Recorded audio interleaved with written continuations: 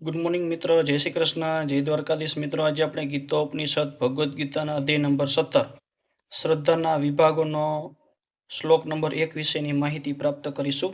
અર્જુન ઉવાચ ये शास्त्र विविधम उत्सुज्य यजन्ते श्रद्धया अन्विन्ताः तेषां निष्ठा तु का कृष्ण सत्वम आहो रजः तमः।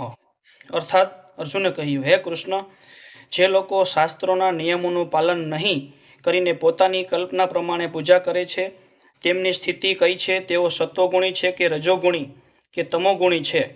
ચોથા અધ્યાયના 39મા શ્લોકમાં કહ્યું છે કે અમુક વિશિષ્ટ પ્રકારની પૂજામાં નિષ્ઠાવાન મનુષ્ય ક્રમશઃ જ્ઞાનની અવસ્થા પ્રાપ્ત કરે છે અને શાંતિ તથા સમૃદ્ધિની સર્વોચ્ચ નિષ્ઠા સિદ્ધાવસ્થા સુધી ઉન્નત થાય છે।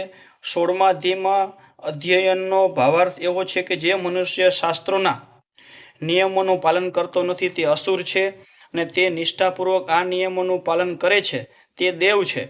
હવે કોઈ શ્રદ્ધાવાન મનુષ્ય શાસ્ત્રોમાં ન હોય તેવા નિયમોનું પાલન કરતો હોય તો તે સ્થિતિ કેવી હોય?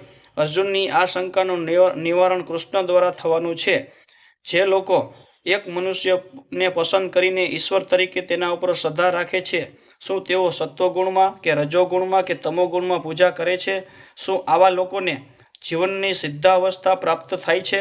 શું તેઓ વાસ્તવિક જ્ઞાન પ્રાપ્ત કરીને ઉચ્ચતર સિદ્ધિ અવસ્થા સુધી ઉન્નત થઈ શકે છે? જે લોકો શાસ્ત્રના વિધિ વિધાનોનું પાલન કરતા નથી તેઓ કશાક પર શ્રદ્ધા ધરાવે છે તથા દેવ દેવી કે મનુષ્યની પૂજા કરે છે, શું તેમને સફળતા મળે છે?